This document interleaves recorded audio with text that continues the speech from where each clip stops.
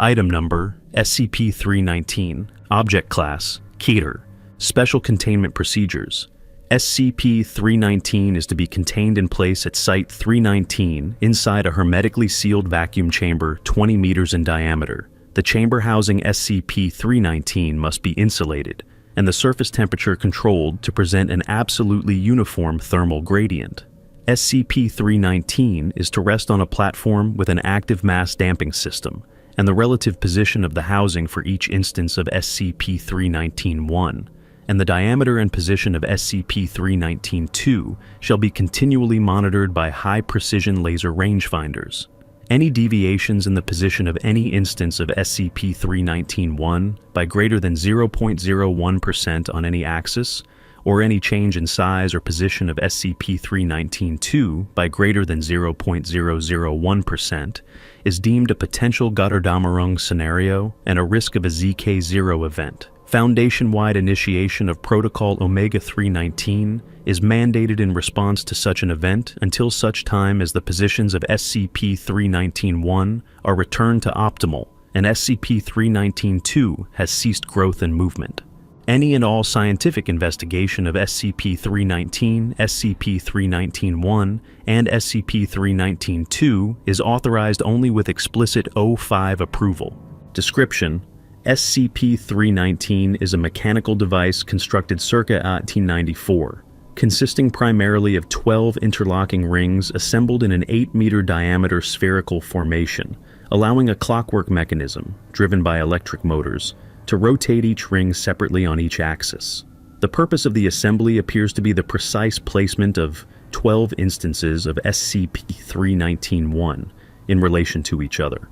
The assembly has been frozen in its current configuration since its recovery, and current motion of instances of SCP-319-1 have been almost solely due to tectonic disturbances and thermal expansions, contraction of the material comprising SCP-319. Footnote 1.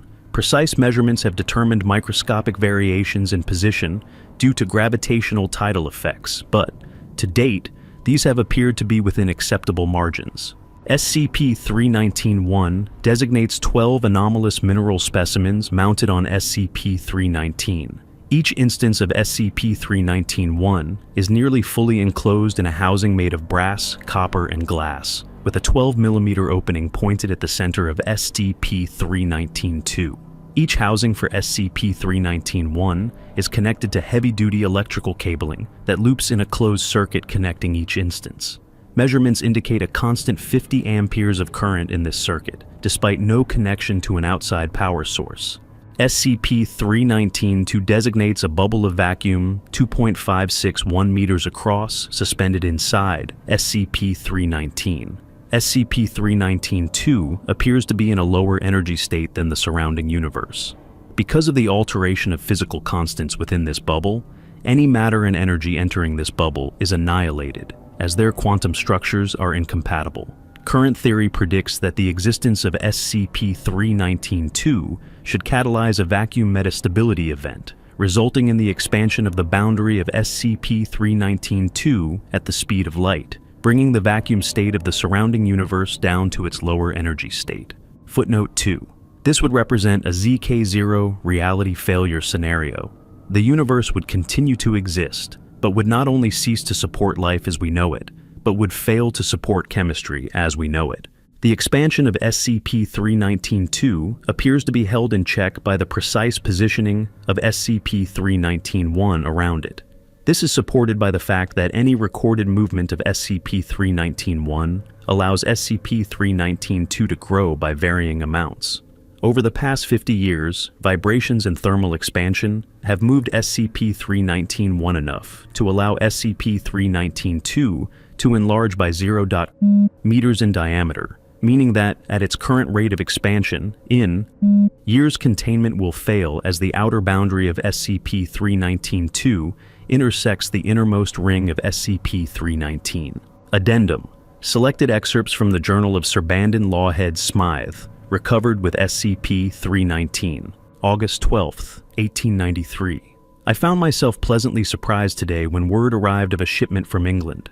It appears my rival was as good as his word, living up to the terms of our wager.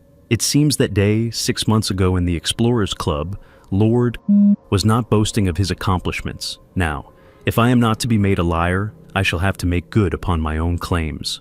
August 15th, 1893.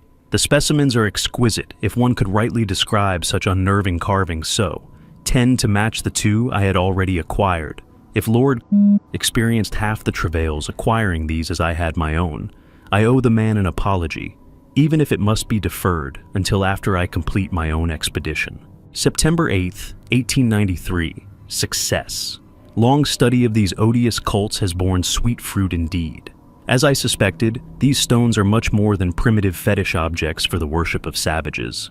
The stories of their star-born origins and the exotic nature of the material told me that they were much more than that. Something in me finds it almost blasphemous that some ancient hand saw fit to defile such unique material by shaping it into such unclean geometries. November 12th, 1893. The solution was within my grasp all along. The stones, when lit, show a negative potential, and when shaded, positive. A simple copper enclosure, tipped on one end with a mercury tube, can induce a current in the stone, more than enough to power itself and the surrounding mechanism. January 10th, 1894. The workers have all left the cavern. The machine is complete. I will mount the stones today.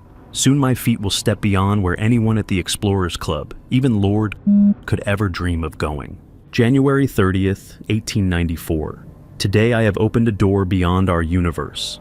My study of a dozen perverse cults allowed me to divine the precise positioning of the stones. Savages chipped these otherworldly relics into a dim likeness of their gods, whereas I, Sir Bandon Lawhead Smythe, shall walk across the threshold to greet them. Once I have completed writing this entry, I shall don my protective suit, pass through the locks into the airless interior of the vault where the black door awaits me. When I next write in this journal, I shall have traveled farther than any other man on the face of this earth, including the good Lord. Last entry, journal ends.